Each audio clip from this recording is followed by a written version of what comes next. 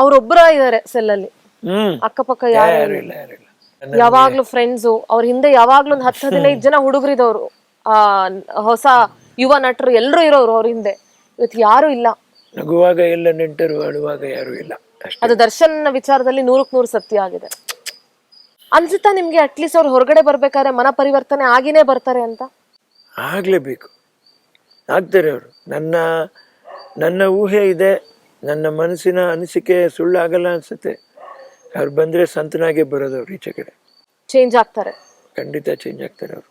ಅಭಿಮಾನಿಗಳು ಅವರನ್ನ ದೇವ್ರು ಅಂತ ಅನ್ಕೊಂಡಿದ್ರು. ಎಷ್ಟೋ ಜನ ಅವರನ್ನ ಈಗ್ಲೂ ಆರಾಧಿಸೋರಿದ್ದಾರೆ, ಅವ್ರ ರೀತಿನೇ ನಡ್ಕೊಳ್ಳೋರಿದ್ದಾರೆ, ಅವ್ರ ಮಾತಿಗೆ ಬೆಲೆ ಕೊಡೋರು ಇದ್ದಾರೆ. ಇಂಥ ಅಭಿಮಾನಿಗಳಿದ್ದಾಗ ದೇವರಾಗೋ ಅವಕಾಶನೂ ದರ್ಶನ್ಗಿತ್ತು. ದೇವರೇ ಆಗ್ಬಿಡ್ಬೋದಾಗಿತ್ತು ಅವ್ರ ಅಭಿಮಾನಿಗಳ ಪಾಲಿಗೆ. ಅವ್ರು ಮಾಡಿರುವಂತ ಈಗ ಗುರುರಾಜ ನಾಯ್ಡು ಅವರು ಹೇಳಿರ್ತಾರ, ತಾಯಿಗಿಂತ ಮಿಗಿಲಾದ ದೇವರಿಲ್ಲ, ಧರ್ಮಕ್ಕಿಂತ ಮಿಗಿಲಾದ ಸಖನಿಲ್ಲ ಅಂತಂತ ಹೇಳ್ಬಿಟ್ಟು. ಖಂಡಿತ ತಾಯಿಗಿಂತ ಮಿಗಿಲಾದ ದೇವರಿಲ್ಲ. ಅವ್ರು ಮಾಡಿರೋ ಧರ್ಮ ತನ್ನನ್ನು ಈ ಮಟ್ಟಕ್ಕೆ ಸ್ವಲ್ಪ ಆದರೂ ಇಷ್ಟಕ್ಕಾದರೂ ಕಾದಿದೆ ಅನ್ನೋದಕ್ಕೆ ಅಭಿಮಾನಿಗಳು ಹಾಗೆ ಉಳಿದಿದ್ದಾರೆ. ಅವ್ರು ಮಾಡಿರೋ ಧರ್ಮ ತಾಯಿ ಸಮಾನ ಅಲ್ವಾ, ಯಾರು ಬಿಟ್ಕೊಡಕ್ಕಾಗ್ತಾ ಇಲ್ಲ ಅದನ್ನು. ಮಡದಿಗೂ ಕೂಡ ಬಹಳಷ್ಟು ಬೇರೆ ಬೇರೆ ಭಾಷೆಗಳಲ್ಲಿ ಬೈದಿದ್ರು. ಎಲ್ಲೊಂದ್ ಕಡೆ ದುಶ್ಚಟಗಳ ದಾಸ ಆಗ್ಬಿಟ್ಟಿದ್ರು ಅಂತ. ನಿಜ ನಿಜ, ಎಲ್ಲ ಕೆಲವು ಅರ್ಥ ಮಾಡ್ಕೋಬೇಕಾಗಿತ್ತು. ಕೋಪದ ಜೊತೆಲ್ಲ ಮಾತುಗಳು ಏನಾಗತ್ತೆ ಅಂತಂತ ಹೇಳ್ಬಿಟ್ಟು. ಇವತ್ತು ನೋಡಿ ವಿಜಯಲಕ್ಷ್ಮಿ ಅವ್ರು ಬಿಟ್ಟು ಯಾರೂ ಇಲ್ಲ ಅವ್ರನ್ನ ಹೊರಗೆ ತರುವಕ್ಕೆ ಪ್ರಯತ್ನ ಮಾಡ್ತಿರೋರಲ್ಲಿ. ಇಲ್ಲ ಕಡೆಗೆ ಮಡದಿಯೇ ಬೇಕಾಯ್ತು. ಬೇಕು ಅದು ನಿಜ. ಎಲ್ಲರೂ ಅರ್ಥ ಮಾಡ್ಕೋಬೇಕಾಗಿರೋ ಸತ್ಯ. ತಾಯಿ ಕಿಪ್ಪಿನ ತಾರಮ್ ಅಂತಂತ ಹೇಳ್ತಾರೆ ತಮಿಳಿನಲ್ಲಿ. ತಾಯಿ ನಂತರ ಅರ್ಧಾಂಗಿನೇ, ಹೆಂಡ್ತಿನೇ, ಅವರೇ ನೋಡ್ಕೋಬೇಕು ಅಷ್ಟೇ.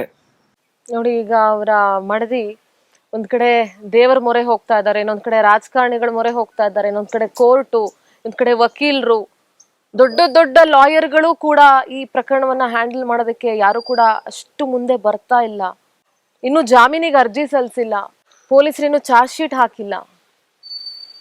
ಎಲ್ಲಿಗೆ ಹೋಗಿ ನಿಲ್ಬಹುದು ಅಂತ ಅನ್ಸುತ್ತೆ. ಕಾಲನೇ ಉತ್ತರ ಕೊಡ್ಬೇಕ್ರಿ. ಆದ್ರೆ ಅದು ಹೇಗೆ ಅಂತ ನಾವು ಹೇಳಕ್ ಸಾಧ್ಯ ಇಲ್ಲ.